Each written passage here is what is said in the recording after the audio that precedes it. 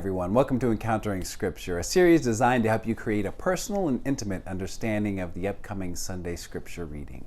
This is a time where we have a chance to explore the Scripture. We have a chance to open up some questions. We have a chance to look at the context, look at some symbols, look at some things we might need to know more about. And so I invite you to go on this journey with me so that you can go even further throughout the rest of this week. Today, we have a really full Scripture reading. We are reading from the book of Numbers, a book we don't often explore. The book of Numbers, we're doing chapter 21, verses 4 through 9. So let's get started by simply reading the Scripture. Wherever you are, just allow yourself to hear the words. If there's any words, phrases, or anything that pops out at you, I invite you to take note of that. Maybe it's something you can explore later. But just allow your mind and your body, your heart, to hear the words of the book of Numbers this first time, and then we'll dig into it a little bit deeper. So here now, Numbers chapter 21, 4 through 9. From Mount Hor they set out by the way to the Red Sea to go around the land of Edom. But the people became impatient on the way. The people spoke against God and against Moses. "Why have you brought us up out of Egypt to die in the wilderness? For there is no food and no water, and we detest this miserable food." Then the Lord sent poisonous serpents among the people, and they bit the people, so that many Israelites died. The people came to Moses and said, "We have sinned by speaking against the Lord and against you. Pray to the Lord to take away the serpents from us." So Moses prayed for the people, and the Lord said to Moses, "Make a poisonous serpent and set it on a pole, and everyone who is bitten shall look at it and live." So Moses made a serpent of bronze and put it upon a pole. And whenever a serpent bit someone, that person would look at the serpent of bronze and live. Okay, so there's a lot in this scripture reading, like I said. So let's start off with the basics. Let's take a look at the basics of where we are and the context of the story of Numbers. First of all, just the title Numbers. It comes from the Greek translation of the word numbers, the Greek word for numbers, and it's because that there are a lot of numbers in this book. It has two censuses that take place, the censuses of the people of Israel, one in the beginning and one towards the end.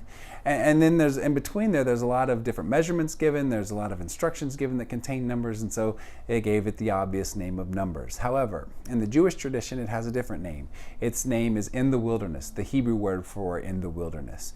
And that is because the very first word of the book, of the scroll, is the Hebrew word for in the wilderness, which is appropriate because this entire book takes place in the wilderness, the people of Israel wandering around the wilderness, and so that's appropriate. And just so you know, we are still in the Pentateuch, which are the first 5 books of the Bible. The instruction, the Jewish tradition is the Torah, and so which simply means law or instruction. And so we are in the Pentateuch, the 4th of the 5 books. And so it's important to know that and where we are.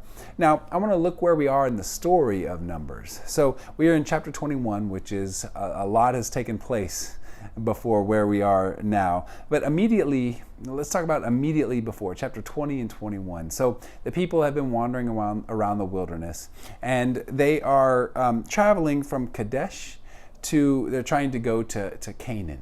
And so in order to do that, the people have to go through Edom. And so Moses sends messengers to Edom and asks their permission to travel through their land in order to get to Canaan. However, the Edomites do not want that. And they, in fact, are emphatic about it. And when the people of Israel try to actually go, they promise to only stay on the highway that they're traveling, to not go left or right, but still they get a rejection. And when they show up about to go into Edom, Edom sends their soldiers to fight the people of Israel, and the people of Israel don't want that, so they turn around and they travel around the land of Edom in order to get to Canaan. And so they're doing a lot of extra wandering that they don't actually have to do, but that's because Edom doesn't want to go through their land. So they are traveling around Edom, and they stop at Mount Hor, and as they are traveling into Canaan, the Canaanite king of Aram, let me get the right word right. The Canaanite king of Arad, A-R-A-D, who is a Canaanite, learns that the people of Israel are coming to his land, and he does not want that. So he actually sends an army to fight the people of Israel. The people of Israel, again, are not happy about this. They don't want to fight, and they actually make a vow with God and ask for God's help in this battle. And God does, in fact, hear their vow and gives them the people of Canaan, and it leads the people of Israel to destroy all the towns in Canaan. And this is a sticky subject, and it's not a pretty sight, and it's got its own issues. And so there's a lot we could go down that area, but I don't want to get into that today. I think if you are interested in that, I think you should, because I think it's important to think about what it means for us here today. But we're going to keep going. And so God has just delivered victory over the Canaanites, leading up into where we're reading in chapter 4, in verse 4. And so we've gotten into verse 4. And so now I want to dig in a little bit into, now that we know where we are, where we've come from, let's dig in a little bit in chapter 4, verses 4 through 9. And I want to start digging in by reading verse 5. Verse 5 says, "The people spoke against God and against Moses. 'Why have you brought us up out of Egypt to die in the wilderness? For there is no food and no water, and we detest this miserable food.'" So we see the people are complaining because they're miserable. They don't have water. They don't have food. Now, they've been wandering in the wilderness a long time and eating the same thing. We'll get to that in a minute. And they're tired of the miserable food, they say. But this is the second time they've posed this question. In chapter 20, they pose this. They make the same complaint. Only the first time they said they complained to Moses, and it had some very real consequences. They complained not for the people of Israel, but for Moses himself. So the people complain. Moses prays. God tells him to provide water from the rock. Gather them together and show that God's going to provide them water through this rock. And Moses goes and strikes it twice, and water comes gushing out. But when he does that, first of all, God didn't tell him to bang the rock with his staff. And then the second thing is that Moses doesn't say that the water's coming from God. He says that he says, "Shall we bring water for you?" So he's taking credit. He's not giving God the credit for providing this water. And God is angered and tells Moses, because of that, him and Aaron will not see the promised land. So this first question leads to Moses and Aaron missing out on the privilege of seeing the promised land that they've been guiding the people of Israel to for so long. And so this is the second time this question is posed, but this time the wrinkle is that not only do they complain against Moses, but they also complain against God. And so there are some very real consequences to that, to complaining against God. Now, first of all, I want us to think about this question, though.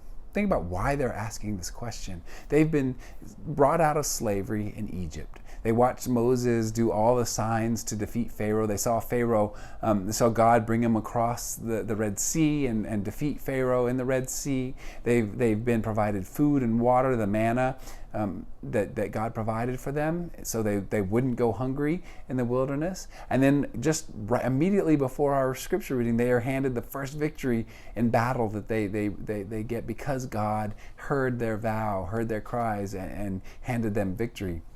So God is taking care of them along this journey, along this long, long journey. But the people are still complaining about their situation. And so what does God do? So let's read verse 6. "Then the Lord sent poisonous serpents among the people, and they bit the people so that many Israelites died." So God is angry, and God sends snakes into the camps and allows these poisonous snakes to bite and kill the people of Israel. And one interesting sidebar is that along the way, the old generation that originally came out of Egypt is slowly dying away in different ways. And so that's a sidebar that is interesting to think about. But God is angry, sends these snakes. And let's think about the symbol of a snake. So in all the lands surrounding Israel, the snake is a symbol of fertility. It's the symbol of a snake would be in every sanctuary of every god that's worshipped around the people of Israel because of its symbol of fertility. But for the people of Israel, remember the snake is a trickster. The snake was the one that connived Eve and Adam to eat of the fruit of the tree of knowledge and got the people kicked out of the garden. So the snake itself has a different meaning for the people around the people of Israel and to the people of Israel. So there's different meanings there. But what's interesting is that what happens in a little bit later. Let's go on first to read verse 7. Verse 7 says, "The people came to Moses and said, 'We have sinned by speaking against the Lord and against you.'" So the people realize that they've made a mistake. They've messed up. And God, they know that these snakes are coming from God. And so they go to Moses and they say, "Pray to the Lord to take away the serpents from us." So Moses prayed for the people. So despite everything that's going on, Moses continues to pray for the people, and God continues to hear Moses' prayers, despite the punishment that God has already given Moses of not being able to go to the promised land. And verse 8 says, "And the Lord said to Moses, 'Make a poisonous serpent and set it on a pole, and everyone who is bitten shall look at it and live.'" So let's notice a couple of things here. God hears Moses' prayer, and God comes up with a solution. But the thing is, God does not take away the snakes. The snakes remain. The snakes continue to bite people, continue to have these deadly bites. But God provides healing in the midst of that by, when you get bit, you go to this statue and you look on it and live. So there's healing amidst all of that. And so Moses does, in fact, follow God's instructions, and out of bronze. It's an interesting here connection earlier with Exodus, how remember Aaron made a golden calf, and now Moses is making a golden serpent, a golden snake, which is just an interesting parallel there. And what's interesting though is that this bronze serpent, this bronze snake, goes with the people of Israel. So that it's traveling with the people of Israel, and anytime they get bit, they go to the serpent and they look at it and they live, and they actually take it all the way to Jerusalem. And if we read 2 Kings and we read about King Hezekiah, who is this religious reformer who takes down the high places in the temple, and he actually, we read in 2 Kings that he destroys this bronze statue of this serpent. And now that tells us a lot. It tells us that this bronze statue was put up in the temple, and people continued to go and look at it. So this bronze statue carried the people of Israel for a long time. It meant a lot to the people of Israel. And so I just think that's an interesting sidebar to think about. Not only did the serpent, the connection to earlier what I talked about, how the sanctuaries around the people of Israel would have symbols of the serpent, it actually did go to the Jerusalem temple and was put up for people to see. So it's an important relic in the Jewish tradition, which was destroyed by King Hezekiah. But this does leave a few lingering questions for me. And so I'm going to share my lingering questions, and hopefully they are helpful to you. If you want to explore these questions, you're invited to and to think about them. If you have your own questions, I really encourage you to follow those questions that you have. But my lingering questions are two. One, the first one is, despite how God takes care of the Israelites, why do the people of Israel still not trust God's plan? Why have they been traveling so long, been taken care of, been given victory, been given food? Why do they still not trust in God to take care of them? And then if I were to continue that question, it would be, if I'm honest, how do I trust God's plan in the world that I live in and the way I live my life? Am I trusting God? So that's my first lingering question that might want to explore. The second question is this: what does it mean that God left the snakes but provided healing when bit? What does it mean that God left the snakes but provided a healing amidst the pain of the bite, the pain of being bitten? God provided healing but left the source of the pain. So this is a question that we can think about in terms of our own life, our own world, and I invite you to explore that question. Both of these questions, I invite you to explore a little bit. So those are my lingering questions. I encourage you to come up with your own. So now that being said, let's now that we know the context, now that we know a little bit about the reading, now that we know a little bit about the context of what's involved in this story, I want to just take a moment. I want us to forget all of it. I I want us to just clear our minds. And I want us to hear the scripture reading again. And this time, like we always close with, I want you to allow your imagination to take over. Allow your imagination to hear the words and just take you on a journey. Allow the Spirit to take your mind wherever your mind wants to go. So listen to the words now of Numbers 21, verses 4 through 9. From Mount Hor, they set out by the way to the Red Sea, to go around the land of Edom. But the people became impatient on the way. The people spoke against God and against Moses. "Why have you brought us up out of Egypt to die in the wilderness? For there is no food and no water, and we detest this miserable food." Then the Lord sent poisonous serpents among the people, and they bit the people, so that many Israelites died. The people came to Moses and said, "We have sinned by speaking against the Lord and against you. Pray to the Lord to take away the serpents from us." So Moses prayed for the people. And the Lord said to Moses, "Make a poisonous serpent and set it on a pole, and everyone who is bitten shall look at it and live." So Moses made a serpent of bronze and put it upon a pole. And whenever a serpent bit someone, that person would look at the serpent of bronze and live.